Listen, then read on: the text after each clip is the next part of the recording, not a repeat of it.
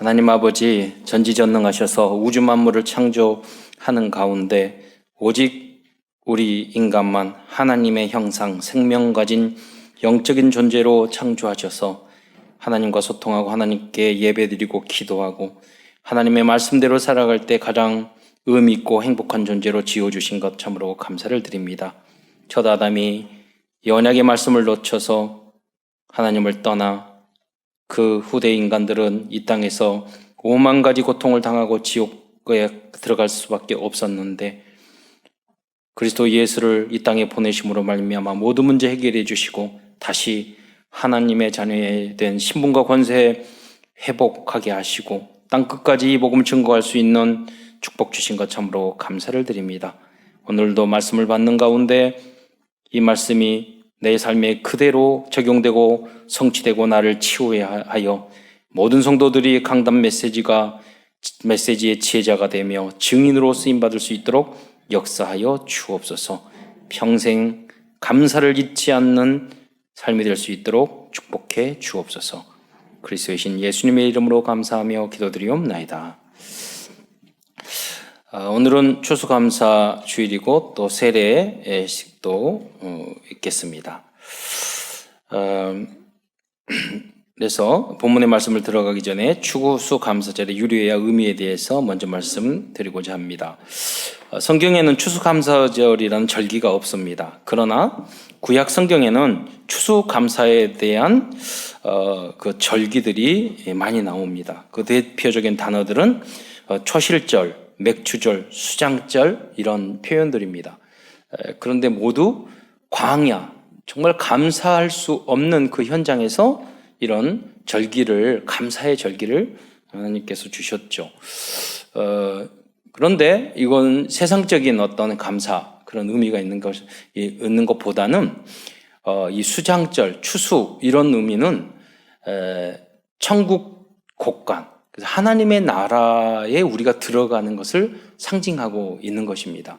결국은 우리가 알곡이 되어서 마지막 예수님이 오실 때, 우리가 죽었을 때 천국의 하나님의 나라의 그 창고에 들어가야 된다. 이런 부분들을 상징하고 있는 거죠. 그래서 가장 귀중한 열매는 곡식도 음식도 과일도 중요하지만 생명의 열매죠. 사람의 열매. 그런 의미를 담고 있는 것입니다.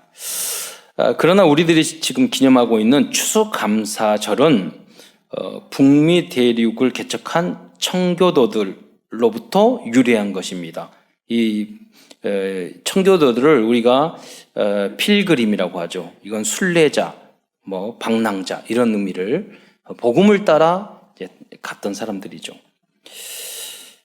추수감사절은 한국에 파송된 선교사들을 통해서 한국 교회 전통이 되었기 때문에 우리는 지금까지 추수감사절을 지키고 있는 것입니다.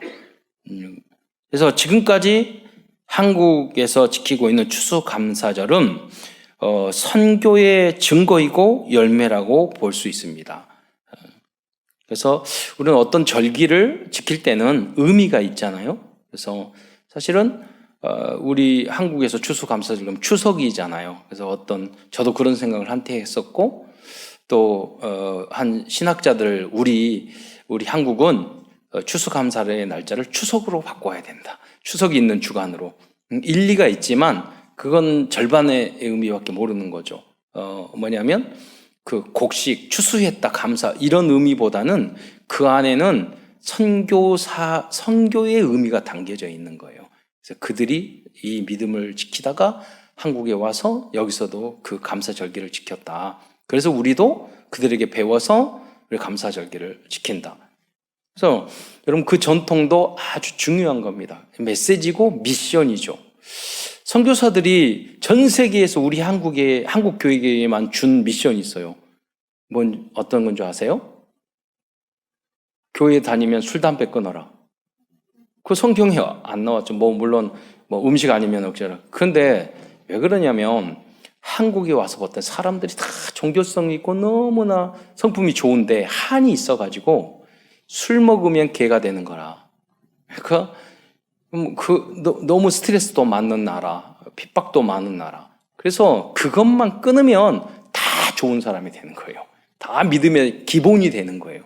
그래서 우리에게 전통으로 준 거라니까요. 그래서 굉장히 소중한 거예요. 여러분, 그것만 안 해도 여러분 마음, 생각, 건강, 인생의 80%는 여러분 성공합니다. 그것을 선교사님들이 우리에게 전통으로 준 것이기 때문에 굉장히 소중하게 여러분 생각을 하셔야 돼요. 그런 걸 통해서 우리 교회가, 한국 교회가 구별이 되었어요. 거룩한. 그래서 여러분도 성경에 그다지 예수님, 그럼 성경에는 그런 게 없느냐? 다 있어요. 예수님이 성찬하는데 먹는다. 예수님 마지막 돌아가시면서 뭐라고 말씀하면 앞으로 나무에서 나는 것은 먹지 않겠다고 그랬어요. 그러니까 여러분이 와인, 술, 그거 다 나무에서 나는 거잖아요. 그러니까 그게 오늘도 성찬하지만은 성찬 예식이니까 술이라고 생각하면 안 돼요. 예수님의 상징성을 가지고 있고, 예수님도 분명히 말했어요. 포도나무에서 먹는 것을 앞으로 먹지 않겠다고 그랬어요. 그러니까 성경적인 근거도 있단 말이에요. 독주를 마시지 마라. 그러니까 이런 게 우리에게 좋은 전통은 우리가 더 발전을 시켜야지 퇴보시키면 안 돼요. 우리 한국교회가 이게 짧은 시간에 그렇게 부흥한 것이 뭐냐면 그런 결단력이 있었기 때문이에요. 그런 축복된 뿌리를 없애면 안 돼요. 그러니까 추수감사절도 그렇다는 거죠. 그런 게 있기 때문에 세상을 이겼던 거예요. 그게 정말 조금씩 퇴색하기 시작하면은 타락하는 거예요. 그래서 여러분 합리화시키는 것은 안 되는 거죠. 우리가 잘못했는데 나는 못하는데 회개하는 것과 이거 합리화시키는 거하고는 전혀 달라요. 여러분 양심이 찔러요. 아니라고 아무리 합리화 시켜도. 그래서 이런 우리의 중요한 선교사들의 전통 중에 하나가 바로 이거라는 것입니다. 그래서 한국 교회는 또 이제 그런 이유 때문에 미국의 추수감사절 날짜를 비슷하게 이렇게 따라가고 있는 것이에요. 근데 왜 비슷하게 했냐라고 말씀드리냐면, 미국도 이 추수감사절의 날짜를 크게 3번 변화시켰어요. 그러니까 미국의 초대 대통령인 워싱턴이 1989년 11월 26일을 추수감사절로 제정을 했거든요. 그런데 링컨 대통령이 1864년 11월 넷째 주 안으로 날짜를 바꿨어요. 그러다가 1941년에 미국 국회에서 지금 미국에서 지키고 있는 11월 넷째 주 목요일을 추수감사절로 이제 결정을 했습니다. 그래서 지금은 미국은 그 주간을 지켜요. 또 우리는 셋째 주 지키잖아요. 지금 오늘 셋째 주잖아요. 그래서 한국 교회도 교단마다 그게 약간 날짜 차이가 있는 이유가 그것입니다. 청교도들은 이제 영국에서 신앙의 자유를 찾아 미지 후 북미 대륙으로 온 경건한 신앙인들이었습니다. 청교도들이 북미로 오게 된 역사적 배경은 이제 그 뿌리는 뭐냐면 영국의 왕실과 그리고 로마 카톨릭의 갈등이에요. 그 영국 왕이 재혼하는 문제를 허락을 안 해줬어요. 근데 왕들도 그런 것도 로마 카톨릭의 허락을 받아야 되는 그런 시대였어요. 그러니까 우리는 너희하고 영국이 지금 브렉시트 하잖아요. 그때부터 있었던 거예요. 그 전통이. 그래서 빠져나오는 거예요. 너희들 유로가 안 따라와. 이런 식이죠. 그래서 성공회라는 게 만들어졌는데, 이 성공회라는 교회가 마치 로마 카톨릭이지만 왕권 밑에 있었던 거예요. 그래서 순수한 성경 중심이나 복음적인 중심이 아닌 거예요. 그래서 교회를 국가 밑으로, 왕실 밑으로 넣어버린 거죠. 근데 이건 성경적인 것이 아니다. 그래서 반발하고 신앙의 자유를 찾아가는 사람들이 있었는데, 계속해서 영국 왕실에서 헨리 8세, 제임스 1세, 찰스 1세가 계속 핍박을 한 거예요. 그래서 네덜란드로도 도망가고 이렇게 핍박을 받다가 이제 1620년에 청교도들이 이러면 안 되겠다. 신대륙으로 우리가 가야 되겠다. 그래서 프리머스 항구에서 배 2대, 그러니까 처음에 출발을 할 때는 2대였는데요. 스피드웰호와 메이플라워호를 타고 대륙을 미국으로 출발을 한 거예요. 출발한 지 얼마 되지 않아 배 한 대가 물이 새버려서 다시 돌아오게 됐죠. 그래서 우리는 생각하기를 하나님의 뜻인데 하나님이 이 고난을 줘 이렇게 하겠지만 하나님 고난 주셔요. 여러분 주님의 홍해 건너면 아무 문제 없겠죠. 아니에요. 광야가 있어요. 왜냐? 하나님은 우리를 더 온전케 하기 위해서 하나님 나라만 바라보게 하기 위해서 그렇게 하시는 거거든요. 우리 안에 그런 부분들이 많이 잔재가 남아있으니까 체질이 안 바뀌니까 하나님이 말씀 중심으로 바꾸라는 거예요. 그래서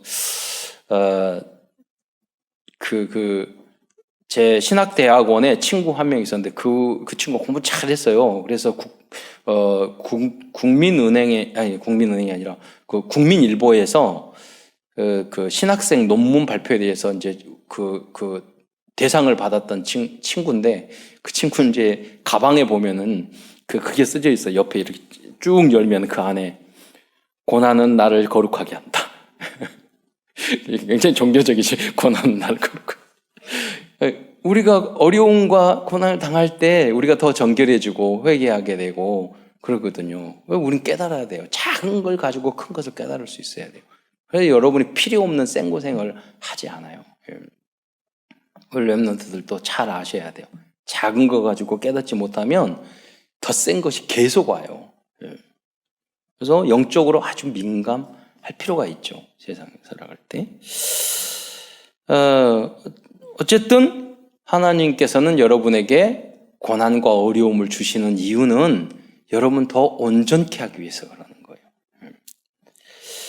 한 달 후 1620년 9월 6일 결국 메이플라워만 이제 25명의 선원과 102명의 청교도들이 승선해서 미국 중부지방 버지니아를 목적으로 삼고 출발했어요. 그래서 남자 78명, 여자 24명, 전체 102명. 도중에 한 명이 돌아가시고 한 아이가 탄생했어요. 도착하고 보니까 102명이었죠. 그래서 플리먼스라는 곳에 정착하게 됐습니다. 63일간 5,400km의 멀고도 험한 항해 끝에 닻을 내렸던 것입니다. 영국에 살면 훨씬 편할 수 있었어요. 근데 언약 따라 믿음 따라 그 고난의 길을 간 거예요. 그들은 영국에서 출발해서 영국에서 출발했기 때문에 그 출발한 항구가 플리머스였어요. 그래서 도착하는 것도 그래서 이름을 지었어요. 출발하는 곳과 이제 똑같이 그래서 지금 미국에도 영국에도 플리머스가 있고 항구가 있고 지금 미국에도 플리머스가 있어요. 왜냐하면 거기서 출발해서 여기 도착했다 이 뜻이죠. 미국 동해안은 이렇게 바람이 위쪽으로 불어요. 그래서 원래 따뜻한 남쪽 나라로 가려고 했는데 바람 불어가지고 추운 뉴욕, 위시송, 매사추세츠 쪽으로 간 거예요. 보스턴 가까운 쪽으로. 그래서 우리 조카도 거기 뉴욕에 살다가 이번에 LA 따뜻한 남쪽으로 가겠다고 너무 춥다고 그러더라고요. 왜 그렇게 가니? 그랬더니 너무 춥다고 뉴욕이. 별로 뉴욕 안 좋아요. 엄청 춥습니다. 그러나 청교도 개척자들은 도착한 후 형언할 수 없이 어려운 난관에 부딪혔습니다. 11월 중순, 지금 이맘때죠. 근데 그 지역은 북쪽이기 때문에 훨씬 춥죠. 그들은 강풍과 눈 몰아치는 혹독한 추위, 그리고 질병과 식량 부족, 들짐승들의 위협, 거할 집이 없는 절박한 상황이었어요. 결국 그해 겨울에 이제 11월이라고 그러면 그 다음에 넘기잖아요. 1월, 2월. 2월에 3월 달이 됐더니 102명 중에서 절반이 운명을 달리 사망했어요. 얼마든지 여러분 원망할 수 있었잖아요. 1, 2월들은 매일같이 2, 3명이 죽었어요. 생존자는 50명 뿐이었어요. 얼마든지 원망할 수 있죠. 여러분. 한 명만 죽어도 우리가 복음 때문에 왔는데 이 고난을 왜 주시냐고. 이분들은 정말 믿음 때문에 갔지만 여러분들은 복음 때문에 간 게 아니잖아요. 내 동기 때문에 갔기 때문에 고난을 받을 수밖에 없는데 이들은 정말 순수하게 믿음 따라 간 거거든요. 그래도 우리에게는 고난이 와요.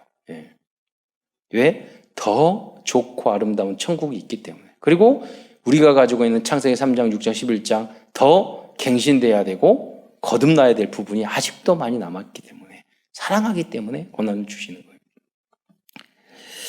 그들 중 다수도 지치고 건강이 쇠약해져서 질병으로 신음했습니다. 그러나 6, 7명의 사람들이 땔감을 마련하고 침실을 만들고 병자들을 간호하며 병자들과 노역자들이 옷을 빨아입히고 칠면조와 사슴을 사냥하여 고기를 조달하는 등 자발적으로 이렇게 헌신했어요. 거기 중직자들의 모습이죠. 경건한 청교도들은 굳건한 믿음 안에서 절대 불가능한 상황을 이겨내었던 것입니다. 엄동설한도 지나고 따뜻한 봄이 찾아오자 생존한 청교도들은 땅을 개간하고 씨를 뿌리고 갔고, 여름과 가을을 지나서 그 기대 이상의 추수를 하게 됩니다. 그래서 그들은 하나님의 눈물로 감사를 했습니다. 엄청난 추위와 항무지 광야에서 살아남은 것, 이걸 감사한 거죠. 신앙의 자유를 허락하여 주신 것, 또 미 대륙의 개척자들로 삼아 주신 것 등 하나님 앞에서 진심으로 깊이 감사드렸습니다. 청교도들은 북아메리카로 건너온 다음 해인 1661년 가을 하나님께 첫 추수감사 예배를 드렸습니다. 그러니까 이제 날짜가 자꾸 바뀌는 이유도 언제 감사 예배를 드렸느냐, 이거에 따라서 바뀌게 된 거죠. 이렇게 보면 추수한 첫 곡식들과 채소들 중 최고 우량품들과 처음 익은 열매로 하나님께 드렸습니다. 그들은 기도 중에 우리는 대서양을 건너와 여러 친구들을 잃었습니다. 그러나 하나님은 우리에게 기대한 것보다 더 많은 것을 주셨습니다. 하나님의 은혜에 감사하며 하나님께 첫 열매를 드리나이다 라고 기도를 했다고 합니다. 청교도들은 감사하는 마음으로 첫 추수감사 예배를 드렸던 것입니다. 청교도들은 통나무를 잘라 먼저 교회를 짓고 다음에 학교를 짓고 그 다음에 자신의 집을 지었습니다. 교회와 후대를 우선시했던 거죠. 그들이야말로 북아메리카의 개척자요 믿음의 선조들이었습니다. 그들은 철저한 주일 성수, 11조, 경건 생활을 했습니다. 그들의 기도 속에서 성장한 교회가 파송한 선교사들이 여러 나라에서 파송했지만 주 선교사들이 이 한국에도 복음을 전했던 것이에요. 여러분, 알렌이란 의사도 고종 황제 선교사잖아요, 알렌이. 그래서 그 광해원 만들고 우리 세브란스 최초의 서양식 병원을 만들게 된 게 그 선교사 때문이에요. 이분들이 돈이 많았던 것이 아니에요. 다 그분들이 그 헌금을 해서 그분들이 배를 타고 이 태평양을 건너서 와서 일본을 거쳐서 한국까지 와서 복음을 전하고 대부분의 대학과 고등학교까지도 전국에 보세요. 그 가장 역사가 오래된 학교들은 다 기독교 학교예요. 그 현대식 교육을 우리에게 다 전수해 줬어요. 그분들이 선교사님이들이잖아요. 그들은 오직 구원의 감사로 모든 것을 끝낸 사람들이었습니다. 많은 것을 잃어버린 것 같았지만 천년의 응답을 보상받은 그들은 믿음의 조상들이었어요. 그래서 지금 미국에 소수예요. 그분들은 여러분, 우리가 미국 생각하면 그 황야의 무법자 그래가지고 이 결투하는 거 이런 생각을 하고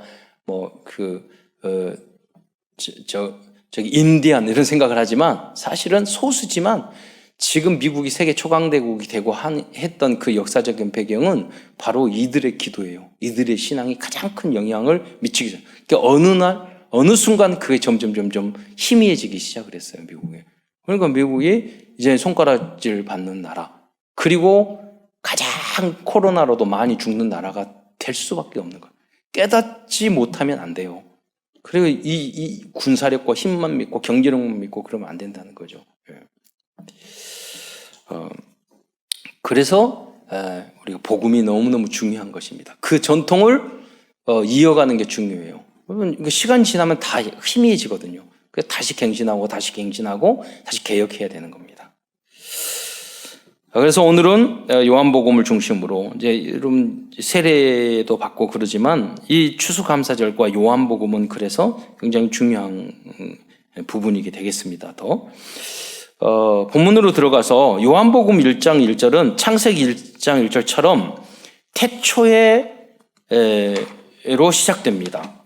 창세기도 태초로 시작되고 요한복음 1장 1절 태초로 시작되잖아요. 그런데 다른 게 있어요. 창세기는 우주 만물을 창조하신 하나님과 이 세상의 문제의 원인들에 대해서 주로 말씀하고 있어요. 그런데 신약성경 요한복음은 그 문제를 해결하기 위해서 답을 준 거죠. 이 땅에 오신 하나님이신 그리스도에 대해서 말씀하고 있어요. 그 창조주 그리스도는 말씀이 육신이 되어 이 땅에 영원한 생명과 구원의 빛으로 오셨어요. 여러분 요한복음 1장 1절에 1절, 2절, 2절, 3절을 보면 말씀이 육신이 된다. 이 육신이 하나님과 함께 하셨으니 그 말씀이 하나님이라고 그랬잖아요. 그리스도로. 근데 여러분 말씀이 뭐예요? 하나님 말씀으로 우주 만물을 창조하셨잖아요. 빛이 뭐예요? 빛. 이게 물질이에요? 반물질이에요? 그렇잖아요. 이게 뭐냐면 모든 게 여러분 태초에 하나님이 우주를 창조 빛이 있으라 했을 때 태초에 있는 그 빛은 태양과 별빛은 4일째 만들어요. 그 빛은 뭐냐는 거죠. 빛은 다른 빛이라는 거예요. 모든 오르라고 하는데 에너지의 원을 말을 하는 거예요. 모든 자연 만물의 물질은 제가 여러 번 설교를 하지만 다 에너지예요. 그게 무슨 말이냐면 이 유리도 불로 태우면 그 불이 되거든요. 이걸 달구면 용암같이 다 에너지입니다. 하나님은 먼저 그 근원을 근데 그 에너지는 무엇을 통해서 만들었죠? 말씀으로. 말씀이 뭐예요? 우리가 물리적으로 바라도 소리를 해요. 여러분, 제가 여러분 말씀을 드리는데 지금 창조의 역사를 하고 있어요. 좀 이게 물질입니까? 소리가? 파동이에요, 파동. 그래서 물리학자들도 뭐라고 그러냐면 모든 물질의 근원은 그 세포, 핵, 초미세 미입자 그게 아니에요. 원초적인 것은 뭐냐면 파동하는 끈이라고 해요. 그걸 촉근 이론이라 하는데 그 무슨 여러분 파동 움직이는 끈이라는 게 뭐예요? 그게 파동인 거예요. 소리야. 물리적으로도 맞아요. 그러니까 성경은요, 태초에 말씀이 계시냐.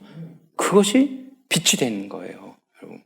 그러니까 이 에너지를 제가 계속 소리를 크게 하잖아요. 그러면 레이저 광선이 돼요. 그게 에너지가 되고, 빛이 되고, 그거예요. 그래서 성경은 이미 근본적인 이야기를 다 말해주고 있는 거예요. 그래서 과학책은 아니지만, 과학 이상, 초과학의 책이 성경인 거예요. 세상 과학은 다 몰라요. 그냥 있는 원리를 반도체 이용할 뿐이지 발견했을 뿐이지 발명은 없다니까요. 하나님이 딱 만들어 놓은 걸 찾은 것뿐이에요. 겨우.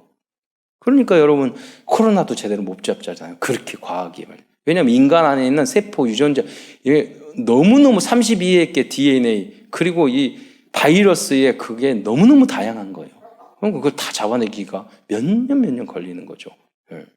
그래서 인간이 만들어내면 안 돼요. 그래서 혈장 치료제를 만들 때도 인간 안에 만들어진 그 치료제를 가져다가 그걸 가지고 이제 그 정제하고 확대해가지고 또 다른 사람한테 집어넣어주면은 치료가 되는 거예요.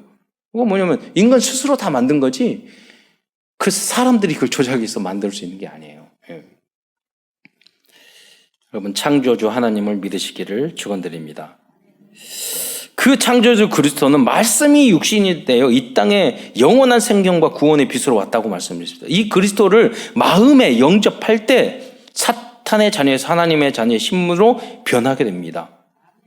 그럼 그 성령의 역사가 참 빛이라니까요. 참 근원이에요. 사단은 어두움의 악한 그 빛이 된 거예요. 흑암이 된 거예요. 이렇게 그리스도를 통해서 인간이 회복되는 사건이 바로 복음입니다. 그래서 요한복음에는 그리스도가 하나님이심을 증명하는 사건과 명백하고 원색적인 복음의 말씀이 가득한 것입니다. 왜 그러느냐? 요한 사도가 마지막으로 이 복음을 교회를 지키기 위해서 마지막으로 이 복음을 정리하고 그러니까 여러분 전도를 하려면 어려워야 되겠어요? 쉬워야 되겠어요? 좀 쉬워야 되잖아요. 그래서 여러분 쉽게 그럼 쉽게 글을 쓰려면은 능력이 더 많아야 돼요. 그렇잖아요. 쉽게 표현하는 게 어려워요. 그러니까 최고의 영적인 서밋이 바로 요한이에요. 가장 쉽게 복음을 설명했기 때문에. 그래서 여러분, 그래서 새 가족들은 우리 뭐 입교 세례하는 우리 렘넌트들은 요한복음은 항상 읽으라고 그러잖아요. 한 10번, 20번 읽으면 여러분 깨닫게 되는 거예요. 다시 읽으셔야 돼요. 저도 초등학교, 중학교 때 내가 성경 읽으면 줄을 그으면서 그렇게 은혜를 받으면 성령이 임해요. 그걸 여러분 반드시 체험을 해야 돼요. 교회만 가서 예배 드리고 이렇게 하면 여러분 영적으로 절대 성장 안 해요. 스스로 여러분 성경을 읽으셔야 돼요. 이때 가장 먼저 시작하는 게 권하는 게 요한복음이라는 거예요. 그래서 영접시키면은 그분에게 말하기를 요한복음 100번 읽으세요. 그러세요. 그리고 오세요. 그리고 감동되는 부분 줄 그으세요. 이렇게 하시면 돼요. 큰 첫 번째, 그래서 에서는 이 요한복음을 기록한 사도 요한에 대해서 이제 설명드리고자 합니다. 요한이라는 이름의 의미는 여호와께서 그에게 여호와는 그에게 은혜롭다라는 의미를 가지고 있습니다. 요한 아버지의 이름은 세베대입니다. 12 제자 중 한 명인 야고보는 또한 요한의 형제입니다. 그리고 그 직업은 어부였습니다. 근데 예수님이 이 두 형제와 아버지가 그물을 깃고 있는데 불러서 제자로 삼으셨어요. 그래서 여러분, 예수님도 영안이 밝으니까 그러잖아요. 마태도 불렀잖아요. 나를 따라오너라. 그러니까 여러분도 그러면 돼요. 도사가, 복음의 도사가 돼서 쫙 지나가다가 어떤 사람 탁 봐서 예수 믿을 것 같으면 저를 따라오십시오. 교회에 다녔습니다. 그럼 그 영안이 있어야 된다니까요. 제가 대학 현장에서 전도를 할 때도 딱 가서 이러고 쭉 봤어요. 1시간 동안 보면 보여요. 그래서 자기 있더니 어떤 애가 모여서 성경 공부하고 이렇게 했어요. 내가 딱 가서 너희들 크리스찬이니? 그래요. 그런다고. CCC래요. 그래? 아주 친하게 지내자. 그래 대화를 쭉 하고 그런데 거기에 있는 굉장히 못생긴 남자하고 너무 예쁘게 생긴 여자들이 서너 명 있었어요. 잘 앉아 있는데 이 조합이 안 어울려. 너무나도 예쁜 애들이 네 명이 있고 너무나도 못생긴 남자 하나가 머리는 곱슬곱슬해서 나중에 딱 봤더니 걔가 CCC 총순장을 했어요. 근데 이거 아주 튼튼하게 생겼고 찬양도 잘하고요. 아주 전도도 열심히 하고요. 그래서 걔 딱 찍었어요. 저놈은 내가 써야 되겠다 생각해서 졸업할 때 제가 너 어디 가니? 그때 우리 장애인 시설을 만들었는데 마침 그 사회복지사하고 총무가 이렇게 자리가 비어 있었을 때요. 그 친구가 양주성이라고 그러는데 야, 너 여기 와서 일해. 그랬더니 가서 제가 보내는 것이 배 타고 30분 40분 가야 돼. 출퇴근할 때 배 타고 다녀야 돼요. 장애인 시설인데 걔는 능력 있고 얼마든지 어디 가서 잘할 수 있는 애요. 그런데 말했어요. 확실하게 너 와서 내 말 따라서 가서 일해. 근데 거기서 일을 쭉 하고요. 그 배 섬에서 그것이 지금 육지로 그 시설이 다 새로 지어져 가지고 지금 걔가 거기서 원장하고 있어요. 그 친구가. 다른 말 안 했어요. 나를 따르라. 그리고 거기에 이제 그 예쁜 애 4명 중에 한 명이 수진이라고 최수진이라고 있었는데 그런데 걔가 너무 예쁘고 믿음도 너무너무 좋은데 허리가 휘어서요. 무슨 말을 하냐면 내가 결혼하고 뭐 얘기 못 한다. 이런 이야기까지 하는 거예요. 그래서 내가 그 말을 했어요.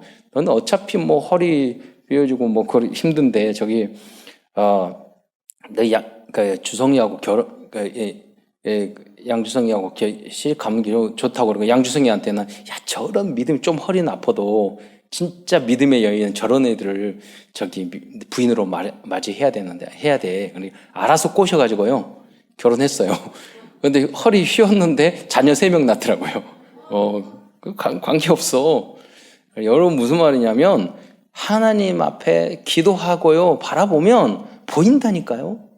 그래야지 여러분 사업도 성공하고 뭐도 사람이 중요해요. 그 볼 수 있는 눈이 없는 막 사기만 당하고 그렇잖아요. 왜? 그리스도의 진리와 빛이 없으니까 여러분이 흑암 따라가는 거예요. 그러면 선택하고 뭘 할 때마다 자꾸 그런 선택을 하게 된단 말이에요. 그리스도의 빛과 하나님의 말씀이 여러분에게 여러분 마음과 생각과 여러분의 특별히 뇌에 임하시길 바랍니다. 그러니까 이상한 친구는 그 친구 보면 그놈 알아요. 그렇잖아요. 그 자주 만나는 사람이 5명의 평균이 여러분이라니까. 그러니까 나의 영적인 상태에 따라 남자도 만나고 여자도 만나고 친구도 선택하는 거예요. 그래서 여러분이 정말로 영적 서밋이 되시기를 바랍니다. 또 요한은 그런데 성격이 아주 급했어요. 마가복음 3장 17절에 보면 예수님께서는 요한에게 보아니게라는 별명을 붙여주었습니다. 이 보아니게란 우레의 아들이라는 뜻이거든요. 청둔 번개. 그 성격이 우겠단 말이에요. 그런데 여러분 보세요. 요한복음을 읽고 요한 1, 2, 3서 쓴 걸 보면은요, 너무 사랑이 넘치고 따뜻하고 혈기가 있는 느낌이 하나도 없어요. 이게 뭐냐? 거듭난 거예요. 이제는 복음으로 여러분 체질, 성격 다 바꾸시기를 축원드립니다. 그래서 여러분이 그 방법이 뭐냐? 강단 메시지를 붙잡고 이 말씀대로 따라가면 여러분이 거듭나게 돼요. 여러분이 진짜 거듭나고 새로워져야지만 여러분도 행복하고 옆에 사람을 지옥으로 안 만들어요. 거기 하나님 나라가 임한다니까요. 여러분 말씀 듣다가 내가 거듭나지 않으면 문제 딱 생기면 내 체질대로 말해버리고 행동해버리고 내 성격대로 일 처리해버리고 그러잖아요. 그러니까 전도의 문이 지속 안 되는 거죠. 복음으로 체질을 바꾸시기 바랍니다. 불가능하지만 하나님 말씀은 가능해요. 예수님과의 관계인데 요한은 예수님을 가장 가까이 모신 세 제자 중 한 명이었어요. 그래서 돌아가실 때 마리아 자기 어머니도 부탁하고 최후의 만찬 때 머리도 막 기대고 그랬잖아요. 그게 요한이었거든요. 그런데 요한은 예수님에게 잘못된 인본주의를 쓰기도 했어요. 그 복음을 깨달지 못했을 때는. 마가복음 10장 37절에 보면 자신들을 이제 형제가 똑같아. 성격도 똑같고, 성질도 똑같고, 그래요. 동기도 똑같고. 그래가지고, 자신들을요, 예수님의 우편과 좌편에 앉게 해달라고 부탁을 해요. 근데 이게 영적 유산이야. 엄마도 똑같아. 마태복음 20장 20절에 보면은 요한과 야고보의 어머니도 똑같이 잘못을 해요. 뭐라고 예수님, 이르되 나의 이 두 아들을 주의 나라에서 하나는 주의 우편에, 하나는 주의 좌편에 앉히셔서 이렇게 이야기를 한단 말이에요. 그 제자들 다 있는데 열받잖아요. 주변에 있는 사람은. 우리 어머니들도 이런 착각에 빠지면 안 돼요. 이런 사랑을 하면 안 된단 말이에요. 그래가지고 이런 잘못된 기도를 할 수가 있단 말이에요. 그러나 사도 요한은 결국은 남은 자, 남는 자, 남을 자, 남길 자의 응답을 받은 사람이었습니다. 그는 12 사도 중 대부분은 순교했거든요. 끝까지 혼자 남아서 초대교회를 지키는 역할을 하였어요. 참으로 외로웠을 거예요. 왜냐하면 거의 90년, 오래 살았거든요. 90살, 100살까지 살았어요. 이미 사도 바울도 20, 30년 전에 죽은 상태예요. 밤못섬에서 유배까지 다니면서 마지막까지 그 에베소 교회와 그 교회를 지킨 거예요. 그래서 그런 상황에서 이 요한복음을 가장 복음적인 성경인 요한복음을 기록했단 말이에요. 왜 그랬을까요? 나까지 마지막 제자인데, 마지막 남은 자인데 내가 죽어버리면 너무 걱정이 되는 거예요. 그래서 뭐를 남겼느냐? 정말 쉽게 복음을 이해할 수 있는 작품을 남겼죠. 그게 요한복음이에요. 그래서 마태, 마가, 요한, 이 사복음인서인데 마태, 마가, 누가복음하고 요한복음은 전혀 다르잖아요. 그 목적이 있었기 때문에 그래요. 그 키는 뭐냐? 하나님께서 우리를 사랑하여서 직접 이 땅에 오셨다. 그분이 말씀이다. 그분을 영접을 할 때 우리는 하나님 자녀가 되고 흑암을 이길 수 있는 것이다. 그 내용의 키가 되는 거죠. 또 최고의 사랑은 성경 요한 1, 2, 3서. 고린도전서 우리가 사랑장이라고 이야기하는데 요한 1, 2, 3서를 보면은 더 깊은 사랑을 느낄 수가 있거든요. 왜? 교회와 가정 안에서 사랑이 깨지면 다 깨지거든요. 여러분 복음을 받았어. 하나님 자녀가 됐어. 근데 성질이 못 돼먹어. 그리고 사랑이 없어. 그러면 교회 깬다니까요. 가정도 깨고 교회 다녀. 변화가 안 됐어. 속 사람이 변화가 안 됐어. 그러면은 오직은 하는데 성질이 못 돼먹었어. 그러면 빛이 안 된단 말이에요. 그래서 여러분이 완전 복음을 향해서 가야 돼요. 성령의 열매를 맺어야 돼요. 빛과 소금과 향기가 돼야 돼요. 그래야 하나님의 나라가 임하지. 여러분 외골수에 빠져가지고 나는 하나님 맞고 구원받는데 그거는 오직이에요. 오직. 그러면은 지만 잘났다는 거 아니에요? 나만 구원받겠다는 거 아니에요? 오직 한 길만. 외골수도 되겠다는 거. 저 착각한다니까요. 주님은 오직 해야 되겠지만 그 수순으로 멈추기를 바라지 않아요. 여러분이 그리스도의 향기가 되시기를 축원드립니다. 여러분을 보고 행복해져야 돼요.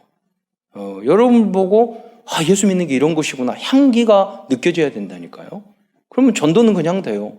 여러분이 요나단 같이 돼야 돼요.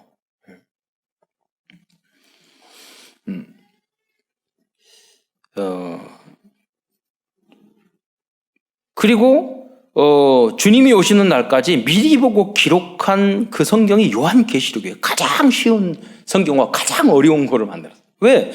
왜 요한계시록을 적었냐면은 여러분 신학이나 이런 게 쉽지만 않거든요. 어려운 부분도 있잖아요. 깊이가 있기 때문에 하나님의 나라, 말세, 주님의 재림 이런 것들을 다 정리를 했던 거예요. 그러니까 시작부터 끝까지를 정리하고 하나님 앞에 부름 받은 인물이 바로 요한인 줄 믿으시기 바랍니다. 그래서 이 요한복음은 전도하기에 아까 말씀드린 가장 좋은 책이라는 거죠. 큰 두 번째에서는 요한복음에 흐르는 하나님의 도구 6가지에 대해서 말씀드리겠습니다. 첫 번째 하나님의 도구는 복음적인 레버리지입니다. 지렛대죠. 무슨 말입니까? 요한복음에는 7가지 기적이 나옵니다. 이 7가지 표적은 모두 예수 그리스도께서 하나님이라는 것을 증명하는 영적 레버리지입니다.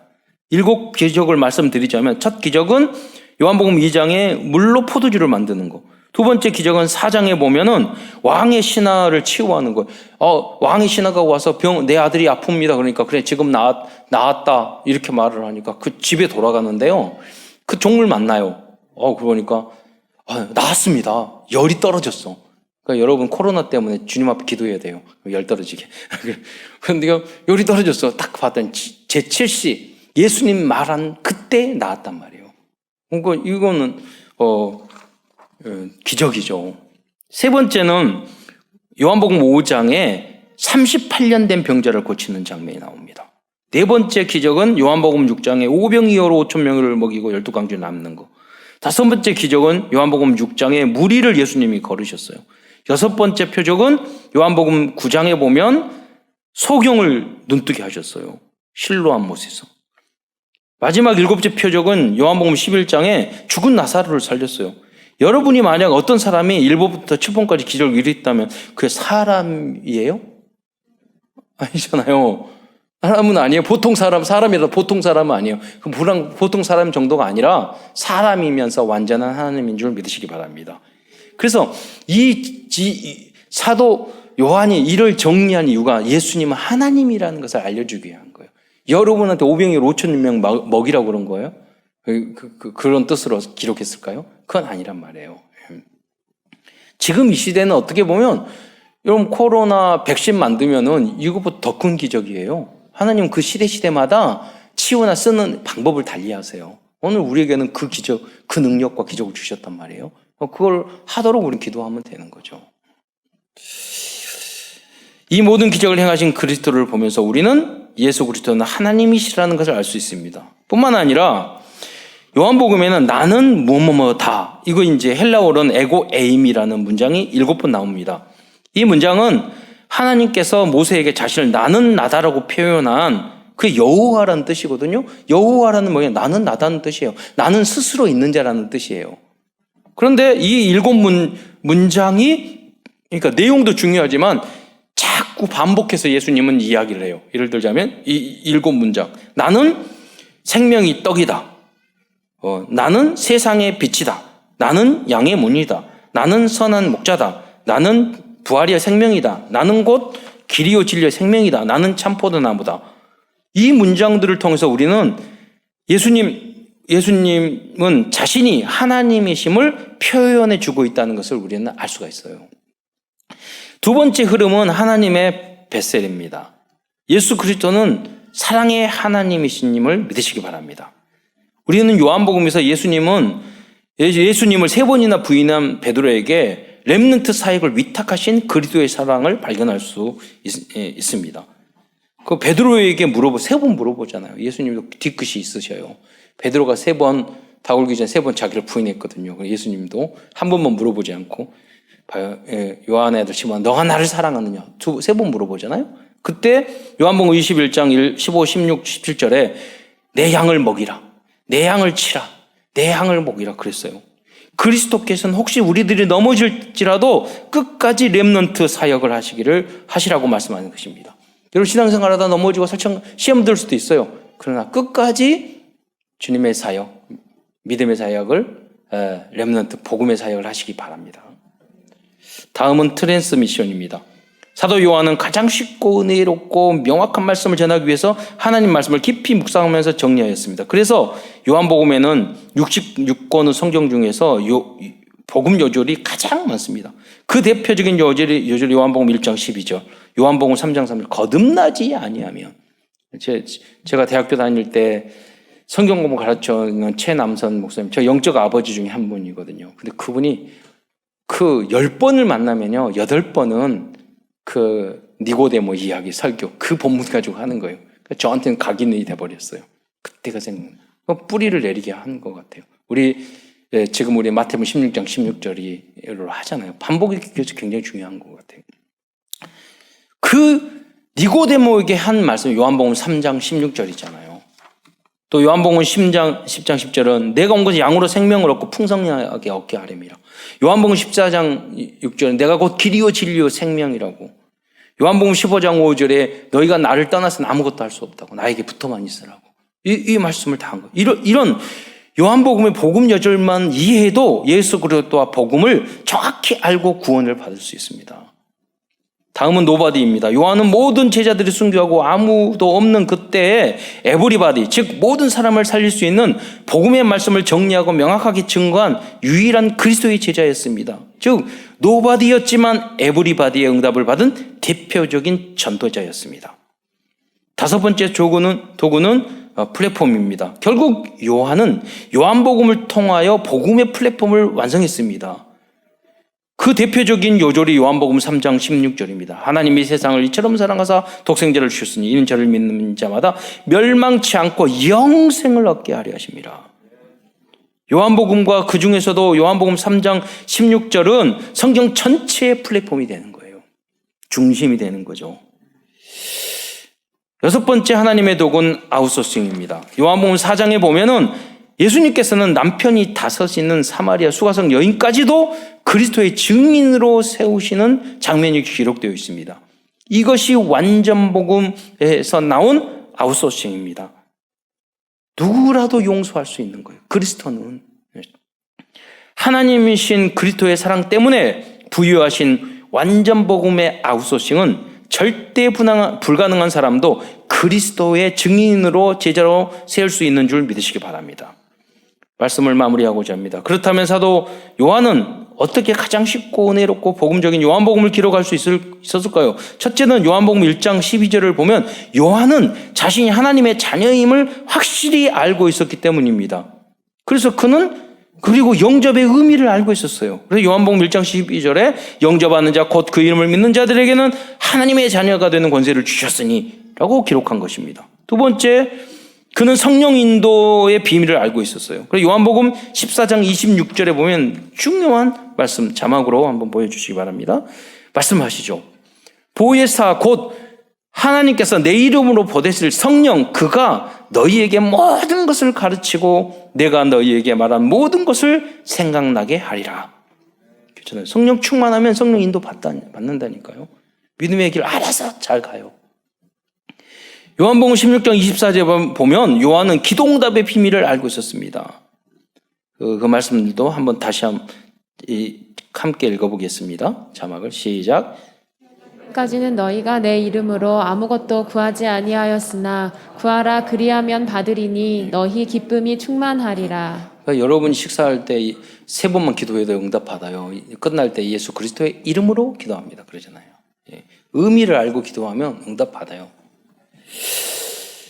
요한복음 8장 44절에 보면 요한은 사탄의 정체와 특성을 알고 있었습니다. 너희는 너희 아비 마귀에게 났으니 너희 아비의 욕심대로 너희도 행하고자 하느니라. 그는 처음부터 살인자요 진리가 그 속에 없으므로 진리에 서지 못하고 거짓을 말할 때마다 제 것으로 말하는 이는 그가 거짓말쟁이요 거짓의 아비가 되었습니다. 그래서 사단은 욕심쟁이, 살인자, 진리가 없는 자, 거짓말장이라고 말씀하고 있어요. 그럼 여러분 그러니까 하나님 멀어지면 특징이 뭐냐? 거짓말을 해요. 우리 어린아이부터 시작해서 어른까지 자꾸 사기치고 거짓말하고 하나님 떠나면요 거짓 하고 싶다니까요. 왜 그러냐? 사단의 영이 역사하기 때문에, 거짓의 영이 역사하기 때문에. 다른 사람 살리는 게 아니라 자꾸 죽이려고 해요. 왜? 살인자기 때문에. 사단의 빛이, 악령의 빛이, 음성이 역사하기 때문에 그래요. 여러분 마음속에 하나님의 말씀이 진동하기를 축원드립니다. 어떤 상황에 딱 잡혔을 때 내 안에 말씀이 있으면 그 말씀이 떠올라야 돼요. 아, 그래, 말씀이 이렇게 나왔는데 이렇게 참아야지. 이렇게 하면 안 되겠지. 이게 왔는데 자꾸 마귀의 마음이 야, 사기쳐. 예, 저 사람 미워해. 죽여. 이게 떠오른다니까요. 그게 진동한다니까요. 이건 말씀이 아니잖아요. 하나님 말씀. 마귀의 말이지. 삐져. 섭섭해. 막 이러잖아요. 예, 오해해. 예. 또한 천사의 존재를 알고 있었습니다. 요한복음 20장 13절에 보면은 여인들이 예수님의 무덤에서 천사를 만나는 장면을 기록하고 있습니다. 천사들이 이르되 여자여 어찌하여 우느냐 이러고 있잖아요. 그러니까 요한 사도는 천사의 존재를 알았다는 거죠. 말씀을. 지난번 제가 청군천사 교통사고 이야기했더니 여러분 강단 메시지가 서치돼야 되는데 우리 집사님이 보니까 교통사고 나셨더라고요. 깜짝 놀라가지고 아이들 다 탔는데 그래요. 아무도 안 다치고 차만 부셔졌어요. 그래가지고 제가 말했죠. 강단 메시지를 그렇게 성취시키면 안 되는데 그래도 중요한 것은 천군천사 보호해 준 줄 믿으시기 바랍니다. 그래요. 여러분 크게 잘못될 수도 있고요. 그냥 차만 부서질 수도 있어요. 그걸 우연이라고 이러면 생각하면 안 돼요. 이런 인생을 살다가 그런 게 굉장히 많이 있어요. 그러니까 하나님이 그래서 여러분 불신자들은 점치는 사람들은 자꾸 불안한 거예요. 무서운 거예요. 운명사주, 팔자, 재앙, 저주가 자꾸 와요. 불안해요. 그러니까 점쳐야 돼요. 뭐 사업을 하든 무엇을 하든 다 우리에는 하나님이 주신 샬롬 참 안식이 있기 때문에 그런 게 필요 없어요. 그게 평강의 왕이 우리의 주인이 됐다는 뜻이에요.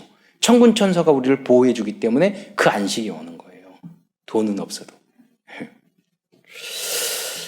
사도 요한은 하나님의 나라인 천국에 대해서 알고 있었습니다. 요한복음 18장 30절을 보겠습니다. 우리 함께 읽겠습니다.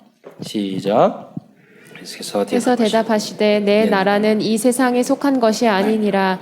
만일 내 나라가 이 세상에 속한 것이었더라면 내 종들이 싸워 나로 유대인들에게 넘겨지지 않게 하였으리라.